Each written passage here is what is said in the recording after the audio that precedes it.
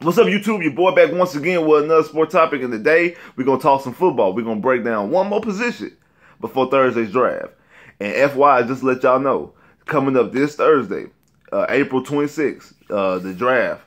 Your boy, come watch your boy. Your boy will be on Soft Sports. We're doing a special via live draft watch. Y'all don't want to miss it. It's going to be live reactions, opinions, breakdowns of all 32 picks in the first round. So y'all don't want to miss that. If you're not sub to Soft Sports, go ahead and sub to Soft Sports and watch it because your boy going to be on there. You don't want to miss it. It's going to be epic. I'm like, we breaking down every single team that's drafted. The moves that's made, the trades, the non-trades, the draft picks, potential busts, potential superstars, reaches, people dropping. We're going to break all that down, plus live reactions. You don't want to miss it. Who knows? The Texans might jump up into that top pick. Well, not the top pick, but in the first round. You never know. So you don't want to miss this. This is the best way to watch the draft. This is the best way to watch the draft is watching through us. But anyway, now all that being said, now we're going to break down this position. This is the video that some of y'all been waiting for since I've been doing positions on running backs, tight ends, corners, and safeties. People been waiting on this. And then some people are like, why are you doing this video? We have J.J. Watt, we have Clowney, we have Merciless. You say that linebacker is our deepest position. It's edge rushing. Yes, I do say linebacker is our deepest position, but one thing you have to understand about that. Yes, we all know what happened last year, the injuries. J.J. went down. Watson went down and really ended the season. But what hurt our defense is the absence. Once J.J. and Merciless and Covington went down, we had zero pass rush. Zero. Yeah, we had Clowney out there, but him by himself was not applying enough pass rush. And that's what hurt the secondary. Not to mention the secondary was devoid of talent since you let AJ walk. But that's neither here nor there because we have talent back there now with Honey Badger and possibly Colvin. And hopefully the Coup gets some more time. We might draft somebody. But we need somebody just in case. Hey, I want JJ to be back, JJ, as much as anybody. But I understand that that's probably a long shot. And then even to get the best JJ that you're going to get, he's going to have to take some snaps off. He's not going to be able to play every snap like he was when he was winning 3-time Defensive Player of the Year. So you're going to need somebody else out there helping. You might need another outside linebacker. That way you can move Clowney and put Clowney on the ground and put his hand in the dirt, which I think is the best way for him to be a pass rusher. So we're going to talk about some guys. Some guys are going to be in the later rounds. So some of these guys you might not heard of. That's the reason why I'm doing this. For people you might not know of, they might be future Texans. And you're like, oh, I don't know nothing about this dude. First dude, defensive end, Chad Thomas, Miami. He's 6'5", 277 pounds. He ran a 4.92. He's pegged as a 3rd to 4th rounder. Now, the issue with this guy is that I don't want to say he's a liability in the run game and stopping the run, but that's not his strong suit. His strong suit is getting to the quarterback, which we are in the passing league. That's his strong suit, is getting to the QB. He's slower. He's one of the most slower guys. He went to U, Miami, turnover chain. So maybe he brings some of that turnover chain cockiness, that tenacity. We already know how the guys used to be from the U back in the day, back in the 80s, in the 90s, and the early 2000s, how cocky the U used to be. The U has dipped from that. This past year, the U got back to that. And that's something that we need on defense, some type of swag like that. Like I said, with Honey Badger and with Colvin being in Jacksonville, we might need some of that type of swag. So, like I said, he's a guy that you can get like in the 3rd or 4th round. We have 3 third-round picks. I'm not advocating to draft him high in the 3rd round. I'm not even advocating drafting in the 4th round. He might fall to you in the 5th or the 6th round. Even though we don't have a 5th round pick, but moves can be made. We might end up trading back and acquiring a 5th round pick. You never know how stuff might happen. But it's a guy that he might end up being a Texan. You don't be surprised if he becomes a Texan if they're interested. Just in case they're interested. The next guy, Rasheed Green, defensive end / defensive tackle. From USC, he's 6'5", 275. Runs a 4.73. He's pegged to be a mid-second to 3rd round guy. He's aggressive. From the film that I watched, he's very aggressive at the point of attack. Has a high motor. Uh, I like his style of play. I'm not just real just hey we should get him, but he would be an asset. He kind of sort of to me kind of reminds me a little bit of Covington, kind of sort of a little bit. The way he plays, kind of sort of a little bit. Next guy, Deshaun Hand, defensive end, Alabama, 6'3", 282, runs a 4.83, mid, second, to third round guy. He plays for Alabama. He's a guy who is fundamentally sound. He plays his assignments. He's not going to freelance. He's not going to go off and do his own thing. Whatever the defense calls him to do, whatever the play is said for him to do, he's going to do that play. You know, he's very disciplined. He comes from Alabama, comes from Nick Saban. He's a very disciplined player. Kind of sort of to Clowney. Clowney is more disciplined than JJ is. You know, JJ, when JJ was winning 3-time defensive player of the year, JJ used to freelance a lot.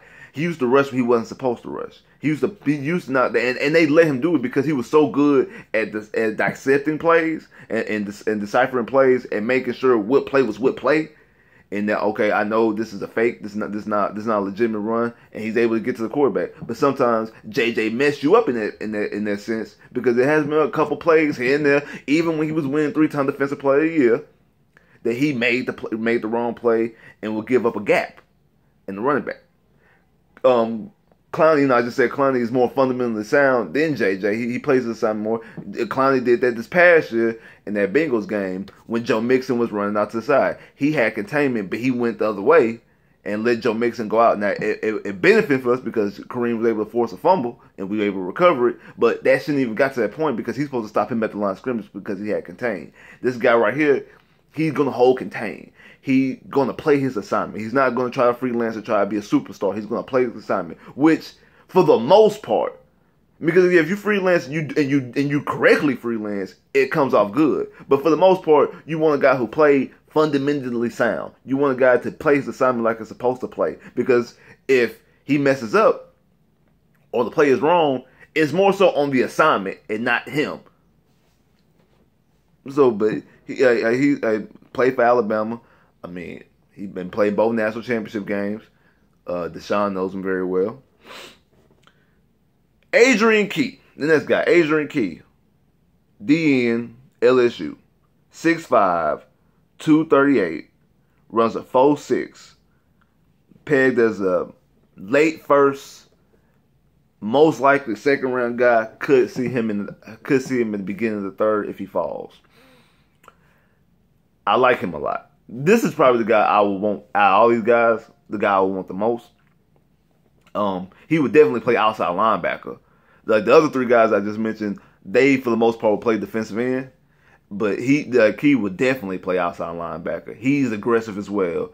He attacks coming off the edge, and they used him a lot standing up at LSU. So if you put him right there, I said you take him, you put him outside of Merciless, and then you take Clowney, you put Clowney on the ground. You can move JJ inside and you can have a lineup when you have Clowney, JJ, Clowney, JJ, and Covington, or Clowney. You can do a lot of different stuff if these moves are made and these moves are well done. I definitely think that he'll probably be off the board by the time the Texans get there, but you never know. He might fall. He might slip and fall, or the Texans might decide to jump up. They see a guy that they have to have. They might jump up. I'm not advocating for that. I'm just saying that they see a guy they might want to jump up, especially if he starts falling. And like, okay, he's falling. I don't want to risk him not falling to us because since he's falling this far, maybe we should jump up and get him. So you never know. But he's definitely a guy I would definitely love to have on the team. And then the last guy I'm gonna mention, Lorenzo Carter, outside linebacker, Georgia. He's 6'5", 225, runs a 4.5, mid second, early third. He reminds me a lot of Whitney Merciless. I think to me he seems very similar to me to Whitney Merciless. I don't know why. From the film that I watch, he looks like another Whitney Merciless. So I would love to have two Whitney Merciless on the team. I think Key is slightly better. But I would definitely like to have Lorenzo Carter, and I think the Texans definitely would jump up the draft of Lorenzo Carter. To be honest, I think, in my opinion, that the Texans would take Lorenzo over Key. This is me, my person. I think that they would take Lorenzo before they take Key. This is just how I feel. But I would love to have either one of them. And like they both, like I say, he definitely Lorenzo definitely reminds me of a Whitney Merciless type. So like I said, to have them both paired up, and like I said, especially if you get an outside linebacker, therefore you could take Clowney and put Clowney on the dirt. And if you get a defensive end, you be able to give JJ some breathers. Like this is stuff that you need just in case you have that type of same situation. Remember, JJ in the past 2 seasons has played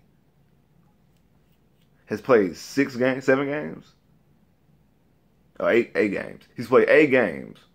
He's played 8 games in a 2-year span. So he's played half of 1 season in a 2-year span. Like, so, and we haven't seen dominant JJ since the end of 2015. We haven't.